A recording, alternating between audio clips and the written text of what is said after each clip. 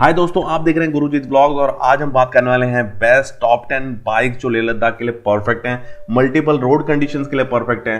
And अगर आप long trip करना चाहते हैं तो ये बाइक आपके पास जरूर होना चाहिए, जिससे कि आप इशू फ्री और एंजॉय राइड कर सके। तो मेरी टॉप 10 लिस्ट क्या है वो मैं आपके साथ शेयर करता हूँ। दोस्तों 10वें नंबर पे जो आता है वो है बजाज एवेंजर 220 मॉडल, जो कि short height peoples and women riders के लिए बहुत ही अच्छा मॉडल। अगर इसके पावर के बात करें तो 220 सीसी का अंदर इंजन आता है जो 19 bhp का पावर प्रोड्यूस करता है। 40 kmpl का इसका माइलेज होता है, जो कि 40 लीटर के टैंक से आपको मिलती है।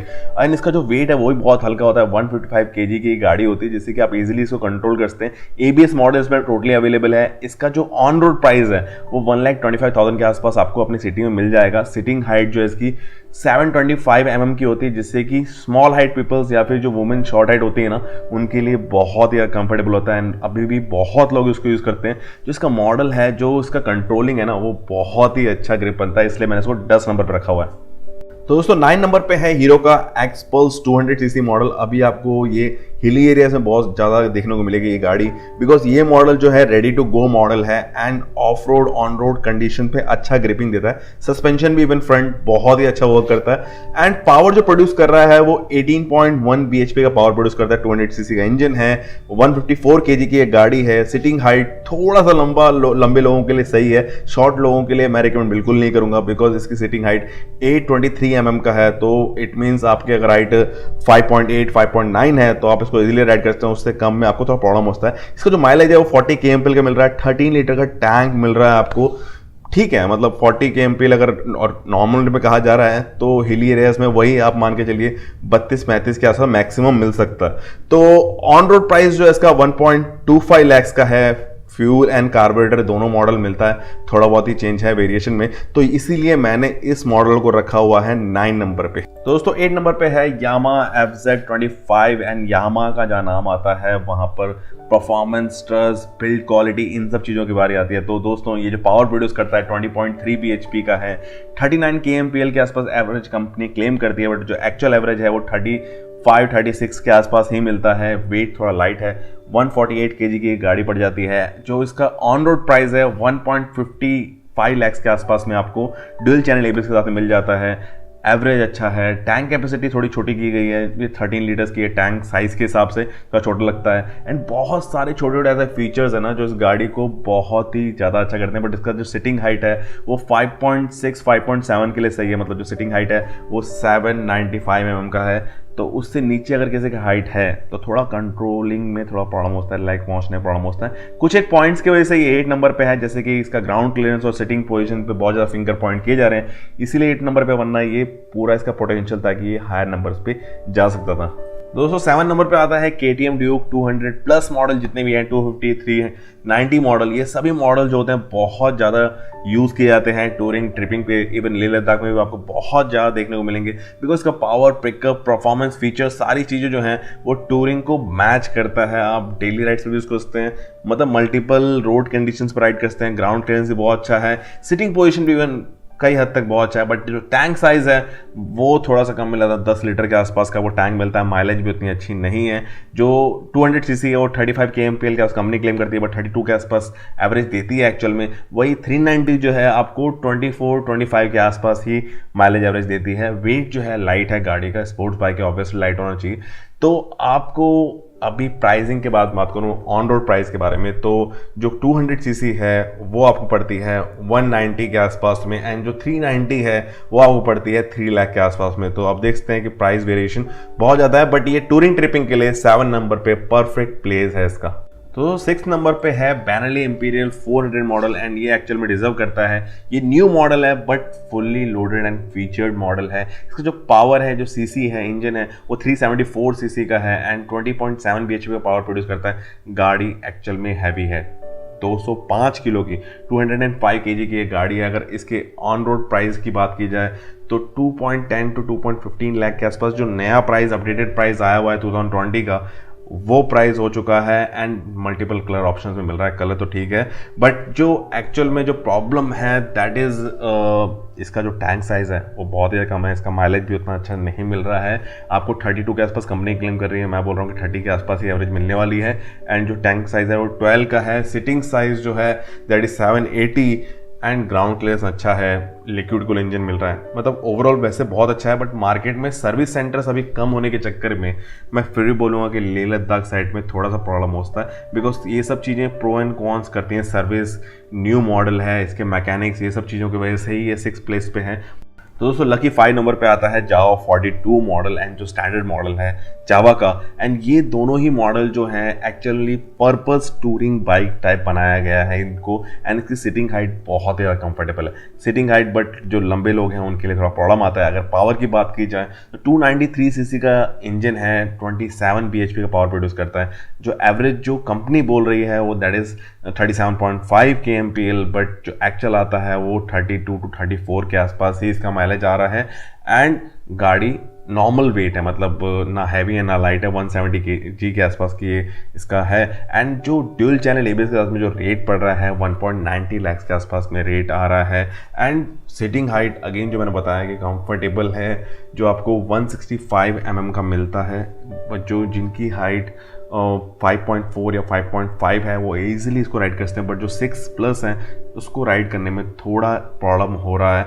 And ground clearance is good, feature is good, जो आपको लिक्विड कूल इंजन मिल रहा है वो भी अच्छा है। बट बिल्ड क्वालिटी को लेके अभी भी बहुत सारे क्वेश्चन एंड फिंगर पॉइंटिंग इस मॉडल के ऊपर हो रहे हैं, इसीलिए ये मॉडल जो है वो 5th नंबर पे है। तो दोस्तों 4th नंबर पे है रॉयल एनफील्ड की classic 350 and 500 CC model. And ये दोनों मॉडल सबसे ज़्यादा यूज़ किए जाने वाले मॉडल हैं, जो कि यूज़ किए जाते हैं लद्दाख टूरिंग एंड ट्रिपिंग पे।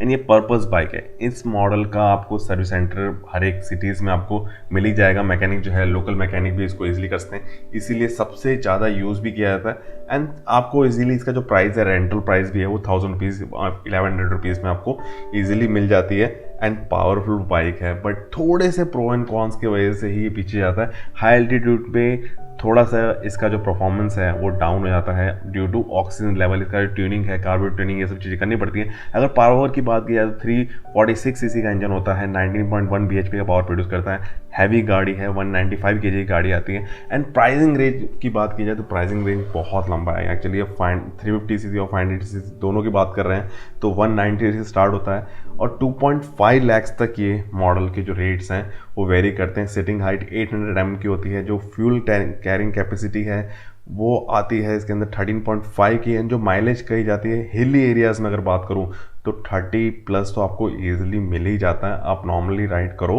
और अच्छी ट्यूनिंग के साथ करते हैं और आपकी राइडिंग सिंपल है तो आपको अच्छी एवरेज मिल ही जाती है।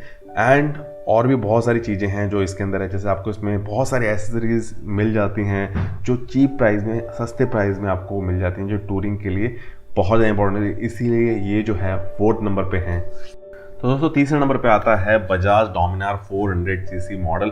एंड अभी बहुत सारे जो राइडर्स हैं वो स्विच कर रहे हैं डोमिनार के ऊपर, बिकॉज इसकी जो रिलायबिलिटी, परफॉर्मेंस जो आ रही है हाईवे पे, टूरिंग पे, हाई एल्टीट्यूड पे, वो बहुत ही अच्छी आ रही है। बहुत ही ज़्यादा अच्छा लोगों का रिस्पॉन्स भी आ रहा है। अगर पावर की बात की जाए तो 373 सीसी का इसके अंदर इंजन आता है जो 39.4 bhp का पावर प्रोड्यूस करता है। गाड़ी हैवी है, मतलब मीडियम हैवी है जिसको बोल सकते हैं। माइलेज एक्चुअल में कम है, 30 के आसपास जो है एवरेज बोला जा रहा है, बट जो इसका एक्चुअल में एवरेज है वो 28 के आसपास ही मिलता है। सिटिंग पोजीशन इज नॉर्मल, कोई भी मतलब जिनकी हाइट 5.6, 5.7, 5.8 है वो इजीली इस गाड़ी को राइड कर सकते हैं। पिकअप, परफॉर्मेंस, फीचर्स, ये सारे वर्ड्स जो हैं इस मॉडल को डेडिकेट किए जाते हैं, बट फिर भी अभी भी थोड़ी चीज़ें हैं जो इसमें इम्प्रूवमेंट होनी चाहिए।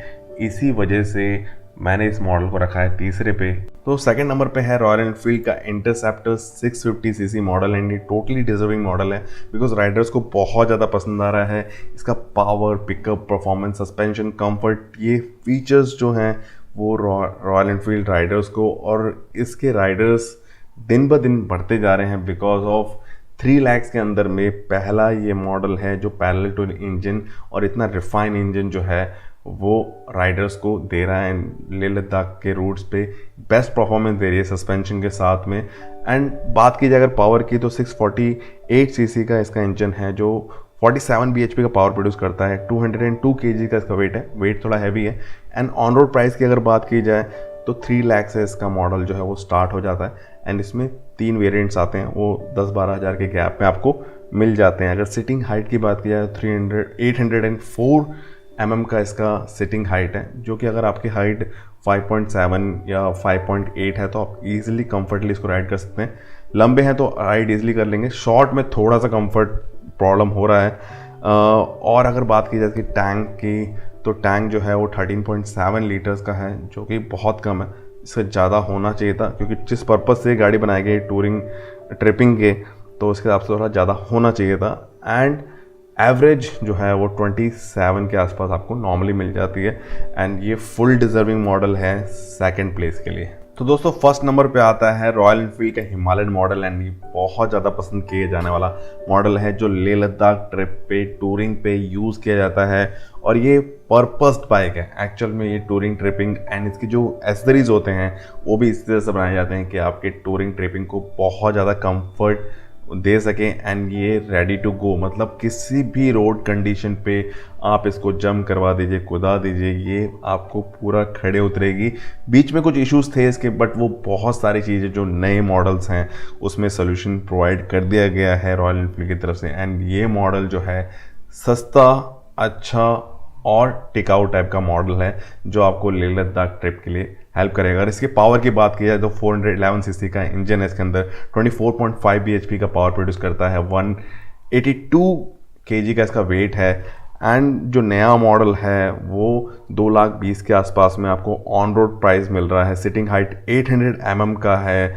एंड जो टैंक कैपेसिटी है 15 लीटर के आसपास की आपको मिलती है। एंड एवरेज इज़ गुड, आपको नॉर्मल जो एवरेज है वो 30 के आसपास ये आराम से दे देता है। एंड जो 411 सीसी का इंजन है वो आपको नॉर्मली देखिए जो बाकी गाड़ियों में देखने को मिलता है कि 25, 26, 27 के आसपास मिल रहा है, आराम से 30 के आसपास आपको एवरेज दे देता है। एंड बहुत सारे छोटे मोटे ऐसे फीचर्स हैं जो आपकी राइड को एक्चुअल में करते हैं। ये पर्पस बाइक है, आप इसमें जो गार्ड्स देखेंगे, जो इसमें एसेसरीज की जगह देखेंगे, वो सारी चीज़ें इसको एक्सप्लेन करती हैं कि ये model Ladakh Himalayan touring tripping के लिए ही बना हुआ है। तो दोस्तों आई होप सारी डिटेल आपको क्लियर हो चुकी होगी। कैसे लगी आपको वीडियो जरूर मुझे बताइएगा।